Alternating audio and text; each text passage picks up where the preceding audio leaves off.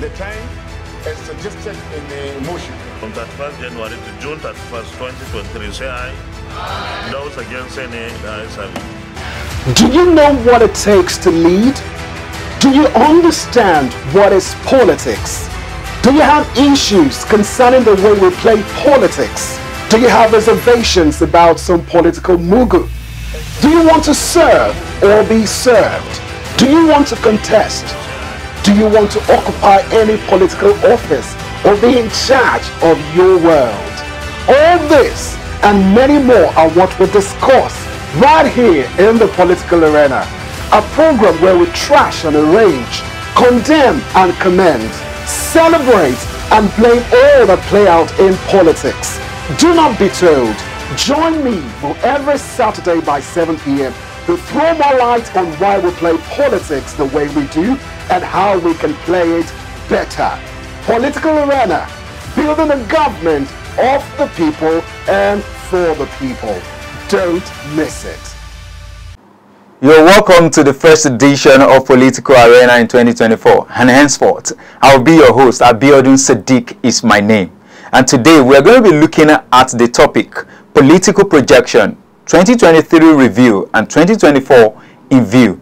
And now I will be having a guest in the studio with me. We will be discussing on the topic together. But before I introduce him, let's go on a break. And by the time I'll be coming back, I will be introducing the guest to you. All right, let's go on a break. We'll be right back.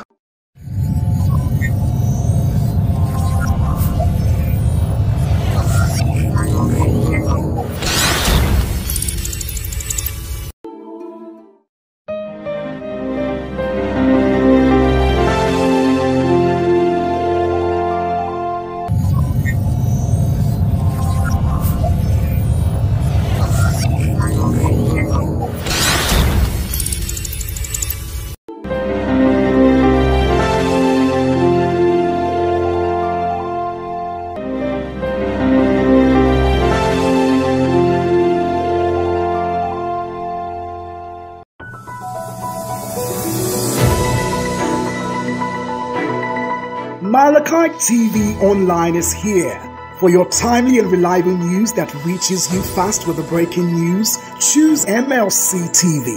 Get human interest stories right here on MLC TV with entertainment, sports, business, culture, tourism, and fashion news stories all featured on MLC TV. Not forgetting political and current affairs news, state and federal government and people's matters will be discussed regularly on MLC TV. MLC TV, your one-stop online destination for unbiased, accurate news, entrepreneur ideas, and youth matters to the rest of the world. MLC TV, reaching everywhere, informing everyone.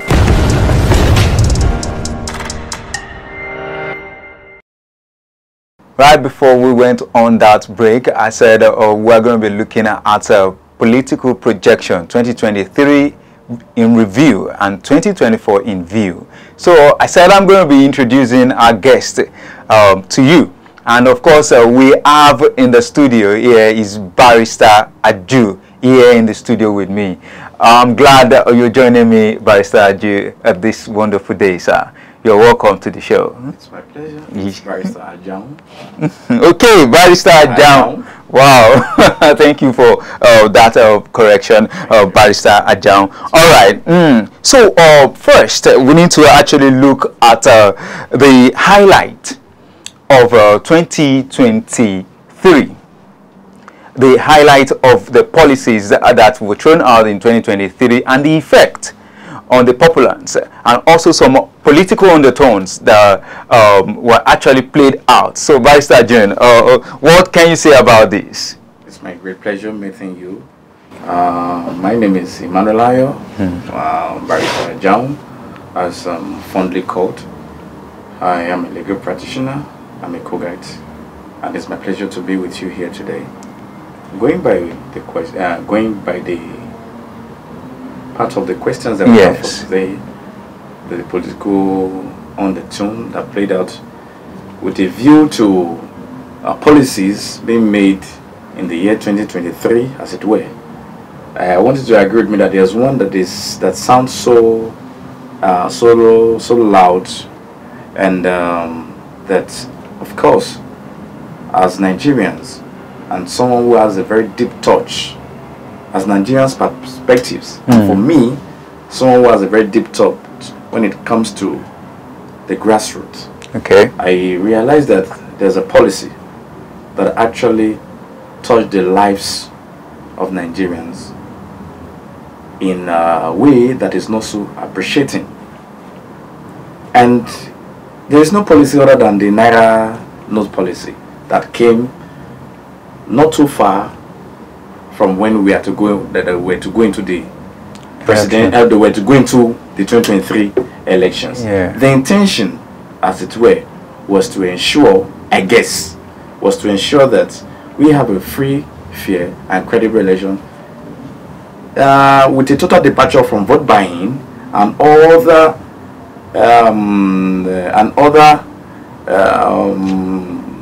scheming like as it involves electoral matters. However, you realize that the intention eventually didn't come to bear in commensurate to what we got at the end of the day, because you realize that the policy was actually intended and didn't go beyond the stage of intention. It wasn't achieved, because if it was achieved, the CBNs were the one regulating most of these policies, and we had there were allegations that the governor of CBN is this, is that. As I speak to you right now, is still standing trial before competent court of record, haven't been investigated, found guilty by the DSS, Department of State Security Services. So it means, and other anti-graft agencies, the EFCC and all whatnot. They have investigated this matter and saying that he is out. So you do not bring. He was the custodian of the policy that has to do with redesign of the Naira notes. Not only the redesign that we're talking about. I mean, it was intended that there shouldn't be, that there should be scarcity of it. Scarcity of the old Naira notes. And even the new ones were nowhere to be found. Could you spend it? Where did you get them from? And this actually have effect on a lot of people in Nigeria. Now, even the capitalists, so to say, the captain of industries, their business didn't remain as a going concern. They were witnessing, they witnessed a lot of shortfall in their business, which had adverse effect on the economy. Now, our native women, our mothers and traders, which includes the men, even the youths are into trade. How do you think they could transact as at that time, even up till now? How as their funding, their financial life, how has that policy been able to affect their financial life? It has been able to bring it down. They are just seeking for self-help, as it were. They are seeking for self-help, and I can tell you authoritatively that as at then, if not for some little measures that they are putting in place by virtue of the pronouncement of Mr. President, that maybe there should be some adjustment given directive to the CBN, but we are still being faced with a lot of hardship. Those people, you see, Nigerians, by the time Nigerians believes you, they believe you. A human that is selling vegetable, maybe in pills, maybe in leaves, just okay, this is my vegetable, is so amount, and the other that supplies her. Okay. And even the farmer himself that make all of this to come into reality. Into reality that brings it to to the production stage and to sell. How do you think they've been transacting? I'm not saying all farmers are illiterate. I understand. Most people who are into this business are not conversant with the modern money transfer that we're talking about. They know very well that Nigeria has not come to that age whereby all Nigerians can actually be transacting. Even if we Nigerians think that we have arrived, it has not yet gotten down. How many banks do we have? In all this local, rural areas. Even in some local governments, some entire local governments in the country. So can we now say that this is a form of witch hunting towards political parties or certain particular political parties? The question as it were has even addressed say the policies, looking with a view to political undertone. Yeah. So okay. The question has even settled the whole. It has been able to give an answer. I mean, to the so the position is very, very, very clear. That policy is an anti-people policy. It didn't go down well with Nigerians and the people and the populace, which are Nigerians. However, it has been able to molest the intention the more and even expose the supposed custodians. MFLA is standing. Yeah, of course. A lot of hairs are in the court. You see that he's saying, let me tell you that the Bible is complete. There no matter the number of Bible you can, it can't save you. The intention is wrong. So the action after the intention didn't give credit to what they what they claimed that they were going to do. So as Nigerians, we are not happy, and as a matter of fact, we don't have confidence in that policy. All right, Pastor Ajeru, you know, we're just looking at 2023. I know that we have actually reverted, President Tinubu have actually reverted that policy. But now, let's look at President Tinubu. He just gave a relaxed yes, I mean, it's a relief. Yes. But now, it's not looking like, okay, we are coming down to that policy in the nearest future. Let's look at the effect of the President Tinubu. That's a removal of fuel subsidy policy. You know, yes, for over the years, you can say many governments, many administration have tried to remove fuel subsidy, but now a lot of reconsideration they have been doing. But when President Tinubu came in, he removed the fuel subsidy completely. What has this actually how has this actually affected our economy? Because a lot of Nigerians have been crying of hardship, and it's affecting everybody. What can you say about this? My brother, your day-to-day life activity, does it reflect that the government, which Nigerians voted for, paid for subsidy? It's just a very simple question. Does it reflect? If it doesn't reflect it, that means it is a mirage, and that means it is not good for Nigerians. And if proactive action is not taken, we have not even gotten to where that action would lead us to. Because we are looking where it's more than 10 months now. Nigerians are bearing a lot. Okay. Nigerians are bearing a lot. And so to say, some of the advisors that the presidency do have, because, you know, these are chains, there must be chains of professionals, technocrats. Nigerians are gotten to a stage whereby you need to bring experts to bear that this situation, this stage that we are, how can we survey the situation? Those technocrats are not giving the bearable. They are yet to give the best advice. Okay. They are yet to give the best advice. And they should do that. Or, in the opinion, maybe the presidency is paying deaf ears to the technocrat. To the technocrat that has given good advice, if any. Because I want to believe that the presidency will not want to inflict hardship on the people. Okay. But that is what we get. But then the presidency has actually rolled out, you know, some measures to ensure that, okay, the fuel subsidy is actually being have effect by making provisions for transport, you know, for public orders, and also for Nigerians, so that they can convey them like a subsidized transport rate. But then we have not been seeing these things out to actually eliminate. Let me ask you a question.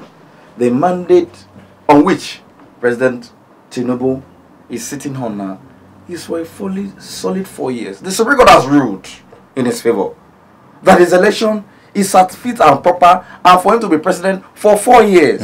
I am not saying he may not be qualified to vie for another office, because constitutionally he can, at least the constitution that we have today now, he can still contest for an additional term. Yes. However, what we have today is for 4 years, not for 1 day or 2 days. The policies for transportation, I came here on my own. Nobody transported me here. I spent my money. Do you get me? Yeah. So now, are they going to, would that policy remain for 4 years? Yeah. So those are not bearable policies. I mean, they are catalogs. You have the student scheme. You have the humanitarian. Even look at all what is happening in that sector. Just look at all what is happening. As far as I'm concerned, she's still under investigation. Some persons may not be at home with some of the conduct of the ministry and the project as it were. However, their intention is to frustrate same.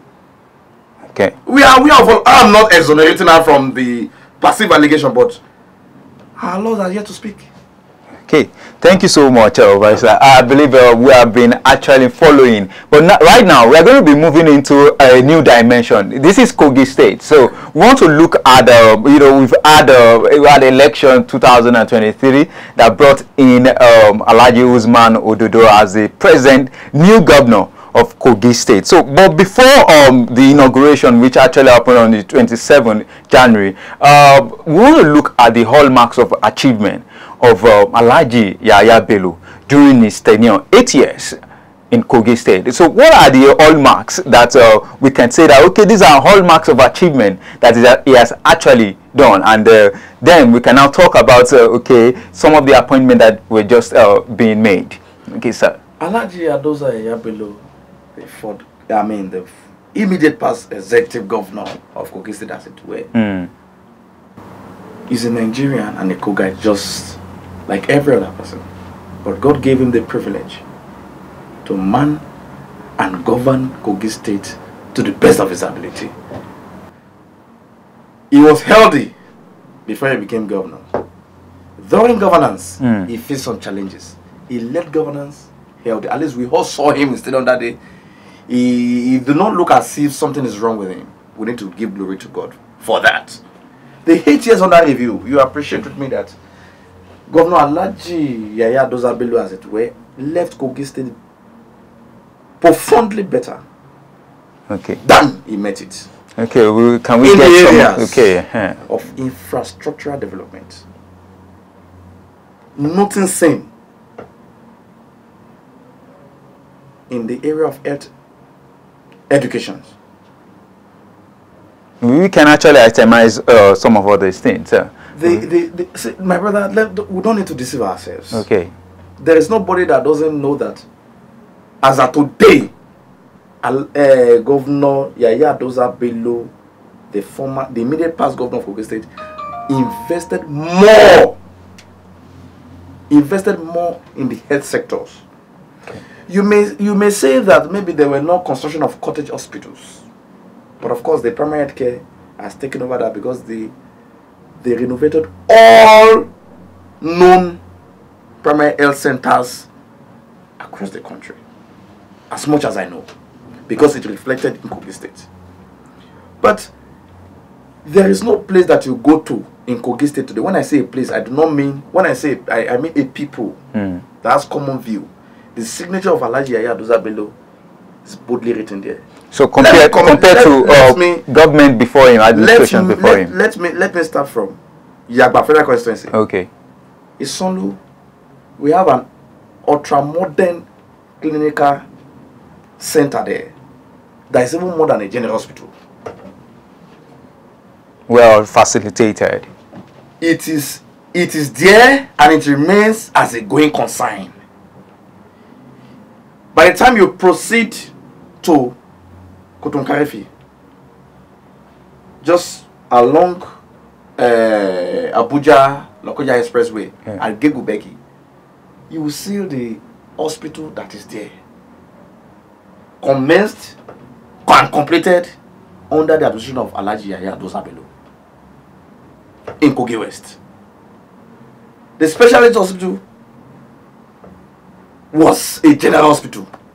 Even if it has the name of a specialist hospital, it was Yahaya Adoza Bello that made it to be a specialist hospital indeed. Okay, now if you look at in terms of road, please, I'm coming. in Kogi, in the east, in the east, the President will do teaching hospital.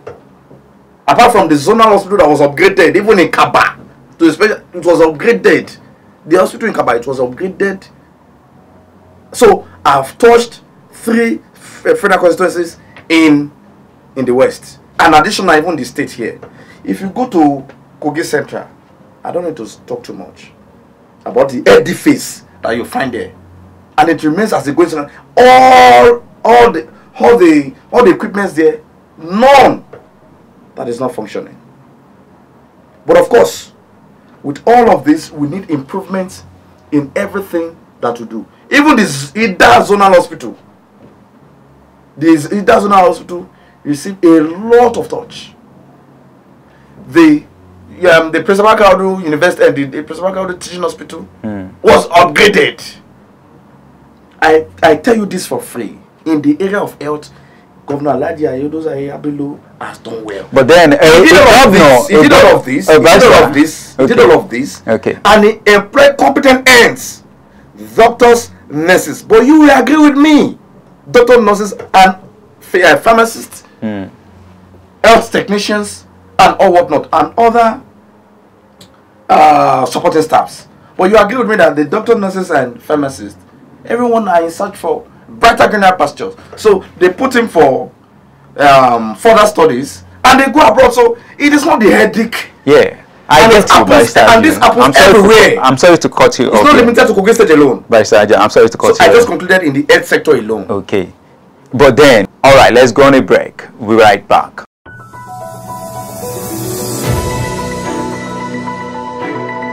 Malachi TV Online is here.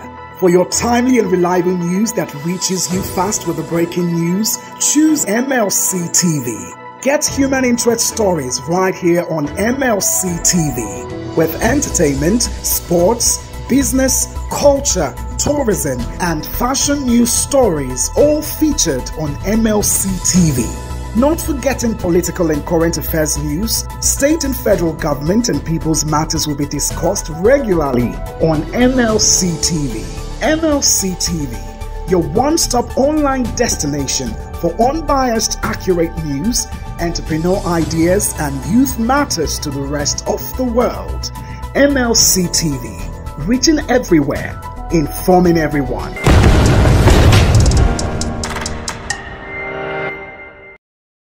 If we look at it holistically, will you say that you will give, how many percent will you give by, that's Alhaji Yahaya Bello in terms of achievements that he has achieved, compared to the resources, and also compared to what he has to actually make the state a better place? Because we have road infrastructures.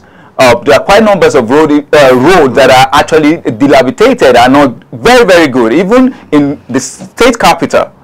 So, what percentage will you actually rate him? If you actually rate him, it's not just only health. I may want to seek for in agriculture too. No, I may want to seek for more. I may want to seek for your intelligence to allow me to make my position known. Okay, sir. Before I attend to this question, okay, I just completed that of health sector. I just mentioned it. I didn't even go to. It's just a tip of the iceberg. If you talk about education, Governor Alhaji Ayodoza Yahaya Bello has done tremendously well by creating the Confluence University of Technology, sited in Osara. But Kogites are there, and those from outside Kogi State who are attending that, even outside the shores of this country, they are there as students. That will encourage all that the university intends to achieve. We actually saw that as a people. I can assure you that the people of Kogi Western Central District are so enamored by the spartan virtue of Governor Ayodoza Yahaya Bello. Most of this for the establishment of Kogi State University in Kaba. So talking about the education, talking about that university in Kaba, it was at the tail end of his administration that we had, and many people felt like it's a political statement. That my brother, the Bible told me this. My brother, the Bible told me that. The Bible told me this, that the end of a thing is better than the beginning thereof. Alhaji Yahaya Bello ended well in the education sector. Just let me enumerate them. All right, we don't have much time on that side. I don't have much time, but I'm trying to be concise as much as I can. Okay. I'm trying to be concise as much as I can. All right. Okay, now the university in Kaba is a testament to its legacy in Kogi State. Let me tell you for free. Okay. There is no co-guides in public school There's no Kogite in public school, public senior secondary school, that is due to write either junior WAEC, senior WAEC or NECO, JAMB, and other exams that will pay a dime. When I say student, a student indeed, not crops of. When I say student, I mean a student in public schools. But does this mean that, because of course we're talking about looking at his achievement, does it mean that there are no other places that he didn't actually do well? Because it's more looking like, okay, we can give him 100, I can tell you that in the area of housing, okay. Governor Adoza didn't do well. Okay. So, and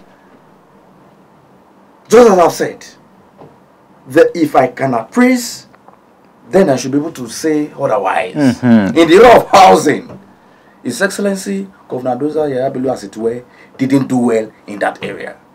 But for every other reasons, is it talk of security? But what about salaries? Talking about workers' salary, we know very well that Kogi State is a civil servant state. No, that is what that is what is called. No, it's if you look at it, how many industries do we have in Kogi State? My brother, no, we need to look at that. No, how many industries were created? And you know, this actually, this actually, allow me, Vice J.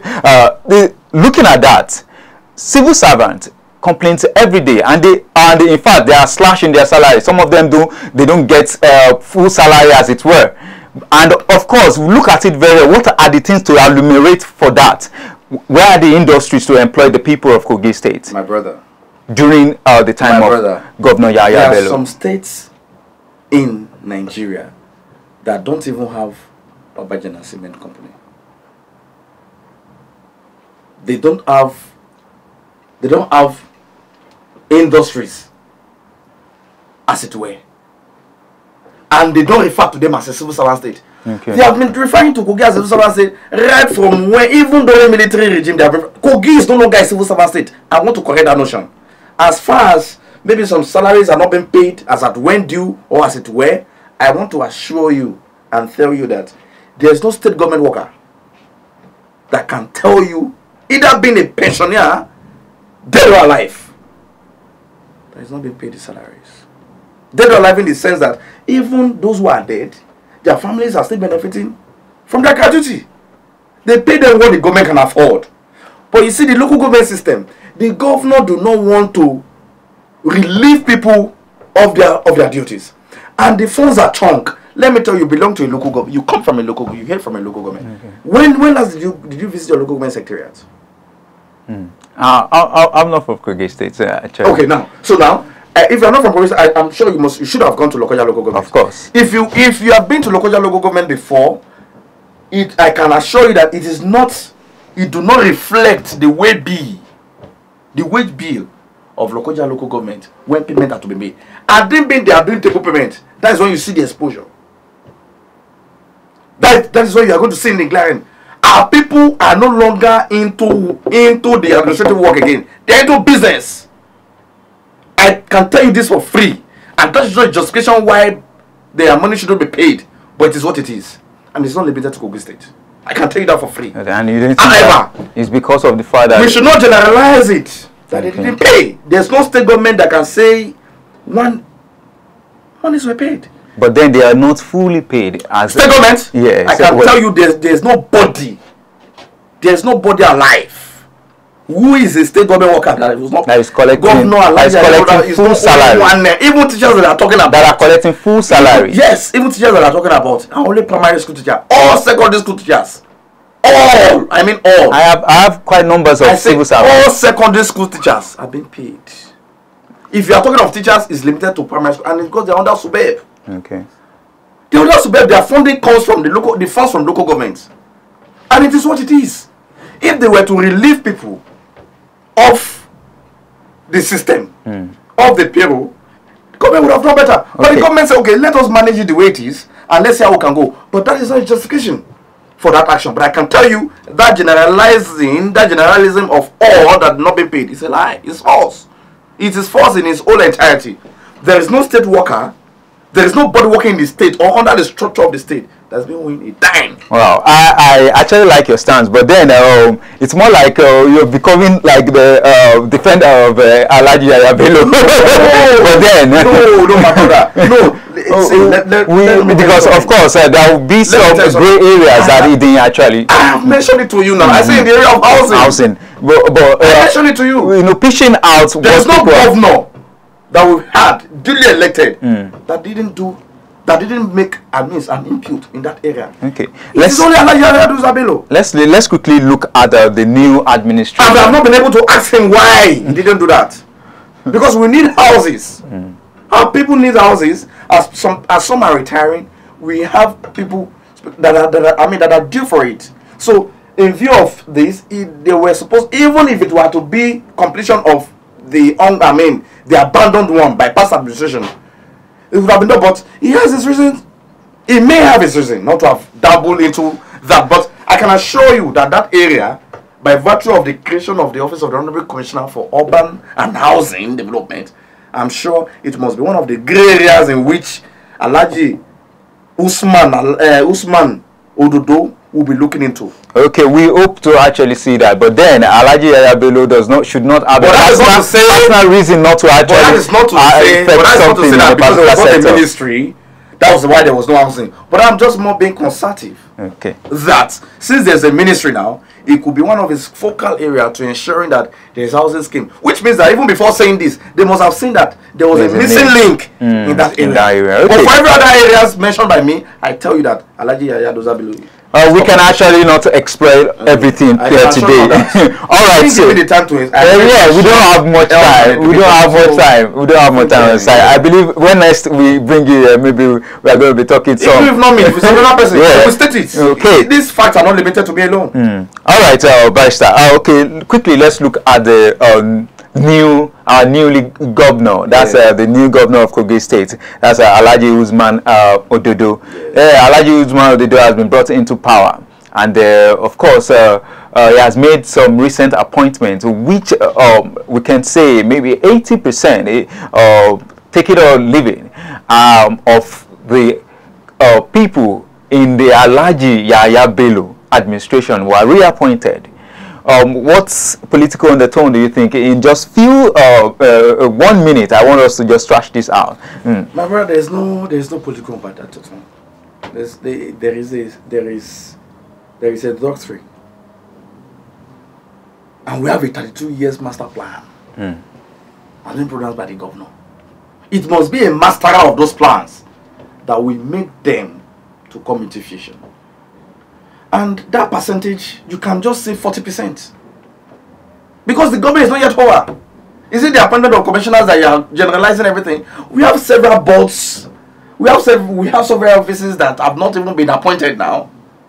And I can tell you that those who have not been in the affairs of the state before have been brought on board. You cannot categorize a civil servant. Maybe because the person supported the Ododo. You will now say, that person is not in the system. If that person is occupying a political office, you will address that person as a first occupier, as a first-time occupier, not as a returner. Because that person, the office the person was occupying then was it was a civil service office, not a public. Public. If you look at the roll call of commissioners, how many of them returned?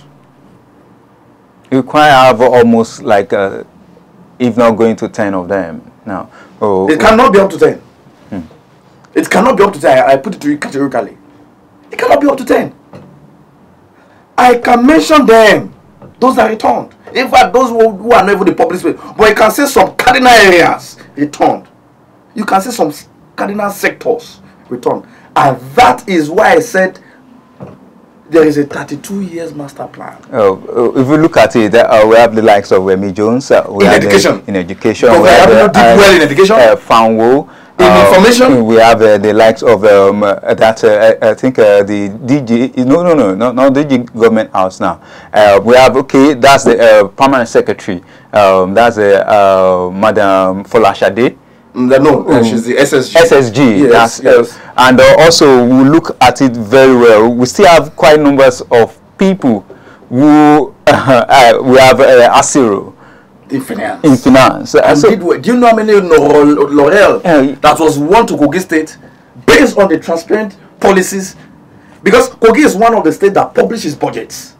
Every Nigerian, all Kogites or Nigerians have access to Kogi State budget. You can view it at the comfort of wherever you are. Yeah, of course. Kogi actually had that 2 times. So my brother, you know what? You don't substitute a master of the game for someone that will just come and be on that tutelage to what you want them to do.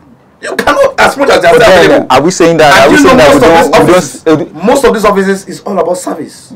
If they have order, if they are declined to it, I can tell you that they will not be there. Okay. Now they were given the offer. We will look at also in appointment. You know, this is Nigeria, and we'll look at the zoning part in appointment too. Yes. You know, recently I think a news was actually thrown out, and from Kaba there was an open letter from Kaba, and it's saying that the Ododo government did not give recognition, and also did not make appointment from for anybody in Kaba. Yes. So looking at this, and they're claiming that they actually had a huge chunk of votes came from there, you know, for the government to give government. So, and of course there have been some undertone from the Igala community too, talking about appointments from Ododo, allocating appointment to them. So what can you say? But on that very day of inauguration, the governor actually said that he is for everybody. Is just one Kogi, is a detribalized governor. So what will you say in this part? Because looking at the recent appointment, you discover that the recent appointment has come from a particular zone in Kogi State. And while some other zone are still yet to be appointed. What we can say about this? Let me tell you something. Let me just go by your first. For the agitation from the statement made by on behalf of all for the Kaba as a town and maybe the Gala people, let me tell you, agitation do not connote to reality. That they agitated or that they agitating do not mean that they are saying that what is right. Neither is it neither am I saying it has a dissenting opinion to be wrong. But there's more to it. Anybody can go to the media to say whatever they want to say. Wemi Jones I mentioned is from which local government? Yeah, I know he's from Kababunu local government. Yes, he's a native of Kababunu local government. I put it to you categorically. And even the university that I talked about here is cited where? Is it not cited in Kaba? Is the university not more important than a single creature? A single creature that will be for 4 years at university that will even outlive even Governor Yabelu and even this present government itself. I'm just telling you for free. It is in Kogi West, but it is cited where? Where is it situated? It's situated in Kaba. And they have a commissioner of education. You are even saying that they won't return him again. As I'm trying to say, why should it be returned? Not because you No, I'm not debating why it should be returned. Not because you just said that, but because of outcry that a lot of people are just returning. People are just, isn't it? Now they now nominated somebody from that local government, and some section are still saying that that do not reflect it. I mean, just leave them to themselves. As far as Kogi is concerned, that is they have more than enough in this government compared to when they were governor and what other houses have. Okay. So, rather. Thank you so much, Vice. So I can tell you for free that in this government, as far as I'm concerned, Kogi has a fair share. Are you getting me? Has a fair share. If it were them, they cannot even be magnanimous to that extent. They can't. Okay. They were governor for how many years in this state? Okay. 19 good years. Okay. Vice. They were governor for 19 good years in this state. What do others in the tradition have to show for it? I think that it's one Kogi. Everybody, we should categorize everybody. It has been one Kogi right from time. Yeah, so and they treated it the way they did.